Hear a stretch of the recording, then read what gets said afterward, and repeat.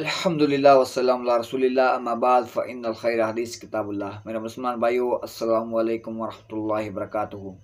میرے بھائیو، آج ہم اس موضوع کے اوپر بات کرنے والے ہیں کہ کیا عورت اور مرد کی نماز میں کوئی فرق ہے۔ میرے بھائیو، بات کریں اگر نماز کی تو ارکان ایمان اور ارکان اسلام کو ماننے کے بعد اسلام ہمیں سب سے پہلے نماز پڑھنے کا حکم دیتا ہے، اور اللہ رب العزت کی بابرکت کتاب قرآن حکیم میں بھی 100 سے زیادہ مرتبہ نماز کا ذکر آیا ہے، اور 80 مقامات ایسے ہیں جہاں پر صراحتاً نماز پڑھنے کا حکم دیا گیا ہے۔ لیکن میرے بھائیو، قرآن حکیم کی کسی بھی آیت مبارکہ سے ہمیں نماز پڑھنے کا طریقہ نہیں ملتا ہے۔ نماز پڑھنے کا پریکٹیکل طریقہ ہم نے سنت رسول صلی اللہ علیہ وسلم سے لیا ہے، یعنی احادیث مبارکہ سے ہمیں پتہ چلا ہے کہ نماز کا پریکٹیکل طریقہ کیا ہے۔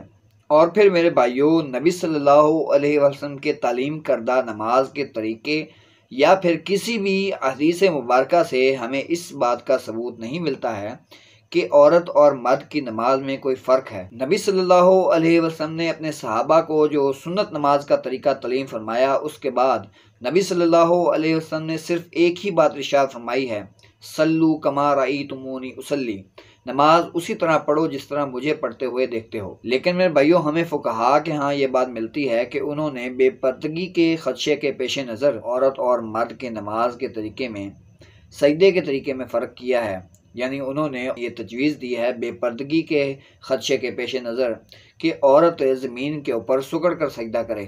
میرے بھائیوں، یہاں پر میں واضح کر دوں کہ عورت کے پردے کے حوالے سے اسلام بہت سخت ہے۔ اسلام نے بہت سختی سے حکم دیا ہے عورت کو پردے کا، اور نہ صرف عورت اپنے جسم کا پردہ کرے گی بلکہ اپنی آواز تک کا بھی پردہ رکھے گی۔ لیکن میرے بھائیو، ایکسیپشن از آلویز دیئر۔ اگر عورت کو کسی غیر محرم سے بات کرنے کی ضرورت پیش آئے اور اسے مجبوری ہو تو وہ اتنا سخت لہجہ اختیار کرے کہ سامنے والا بالکل کسی قسم کے لالچ میں یا کسی قسم کے وہم میں نہ پڑے، ادروائز عورت کی آواز تک کا پردہ ہے۔ اب فقہ حنفی میں عورت کو بے پردگی کے خطرے کے پیش نظر سکڑ کر سجدہ کرنے کا حکم دیا گیا ہے۔ میرے بھائیوں، پارشلی یہ بات درست معلوم ہوتی ہے لیکن پوری طرح سے نہیں۔ وہ کیسے، یہ میں آپ کو آگے ویڈیو کے اندر بتاؤں گا، کیونکہ اس کے خلاف قرآن و سنت میں دلیل موجود ہے۔ لیکن اس سے پہلے میں آپ کو ایک حنفی عالم دین مفتی طارق مسعود حافظ اللہ تعالیٰ کی ویڈیو دکھاتا ہوں، جس کے اندر وہ اپنے آرگومنٹس دیں گے اس معاملے کے حق میں۔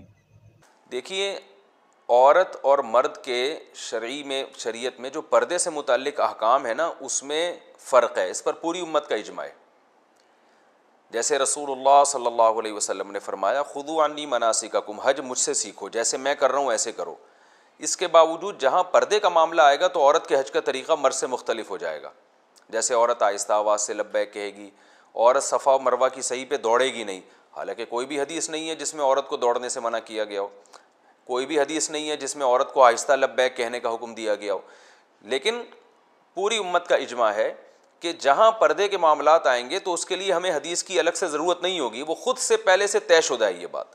تو پوری امت کہتی ہے کہ عورت لبیک آہستہ آواز سے کہے گی، پوری امت کہتی ہے صفا مروہ میں عورت دوڑے گی نہیں بلکہ چلے گی، حالانکہ حضرت ہاجرہ تو دوڑی تھیں اور وہ عورت تھیں، اس کے باوجود عورت چلے گی۔ اب کوئی کہے کہ نبی صلی اللہ علیہ وسلم صفا مروہ میں دوڑے ہیں اور آپ نے حکم دیا ہے کہ جیسے میں حج کر رہا ہوں ایسے کرو، تو عورت کو بھی یہی حکم ہے کہ وہ بھی دوڑے، اور کسی حدیث میں نہیں ہے کہ عورت نہیں دوڑے، تو ہم کیا کہیں گے اس کو؟ بھائی، عورت کا جو پردے کا جہاں تک احکام ہے نا، وہ خود بخود اس میں یہ چیز داخل ہے کہ جس چیز کا عورت کی حیا سے تعلق ہوگا تو ان احکام میں عورت مردوں سے مختلف ہے۔ اسی وجہ سے پوری امت کا اجماع ہے۔ مردوں کا طریقہ تو جو نبی صلی اللہ علیہ وسلم نے جیسے کیا، اور وہی طریقہ ہے جس طرح سے آج کل مرد کرتے ہیں۔ عورت کا طریقہ حدیث میں صراحتاً نہیں ہے، وہ پوری امت کا اس پر اجماع ہے کہ وہ سمٹ کے سجدہ کرے گی، کیونکہ اس کا تعلق عورت کی حیا سے ہے۔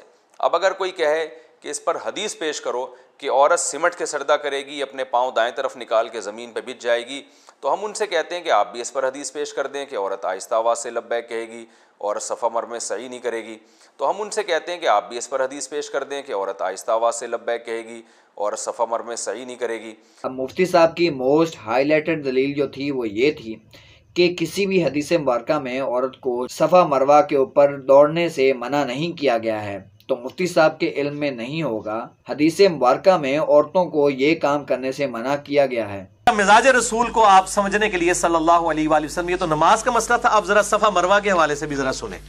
11ویں حدیث موقوفاً ابن عمر رضی اللہ تعالیٰ عنہ سے ہے۔ المصنف ابن ابی شیبہ دنیا میں صحابہ کرام علیہم رضوان کے آثار کا سب سے بڑا مجموعہ، اردو میں اس کا ترجمہ ہو چکا ہے، ہمارے پاس رکھا ہوا ہے۔ المصنف ابن ابی شیبہ میں انٹرنیشنل نمبر کے مطابق 14,666 نمبر حدیث ہے، 14,666۔ ابن عمر کہتے ہیں کہ عورتوں کے لیے بلند آواز سے تلبیہ نہیں ہے حج اور عمرے کے موقع پر، حالانکہ ایک دفعہ بلند آواز سے لبیک اللہم لبیک کہنا ہوتا ہے۔ ابن عمر رضی اللہ تعالیٰ عنہ کہہ رہے ہیں، یہ موقوفاً حدیث ہے، ذرا صحابی کا قول موقوفاً حدیث بن جاتی ہے، ان کے لیے تلبیہ نہیں ہے بلند آواز سے۔ المصنف ابن ابی شیبہ میں 12,952 اثر ہے، مسند شافعی میں بھی موجود ہے، بلکہ مسند شافعی میں تو اس میں باب بنا ہوا ہے کہ عورتیں جو ہیں وہ صفا مروہ کی اور طواف کے درمیان رمل بھی نہیں کریں گی، اور وہ صحیح میں بھی دوڑیں گی نہیں۔ المصنف ابن ابی شیبہ 12,952، مسند شافعی سنن کبریٰ للبیہقی میں ابن عمر کہتے ہیں صفا و مروہ کی صحیح میں دوڑنا اور طواف میں رمل کرنا عورتوں کے لیے منع ہے، سنت ہے لیکن مردوں کے لیے۔ کیوں؟ پردے کی وجہ سے، دوڑیں گی تو ظاہر ہے ان کا سینہ جو ہے وہ چھلکے گا۔ مفتی صاحب کی یہ دلیل، یہ آرگومنٹ تو فیل ہو گیا۔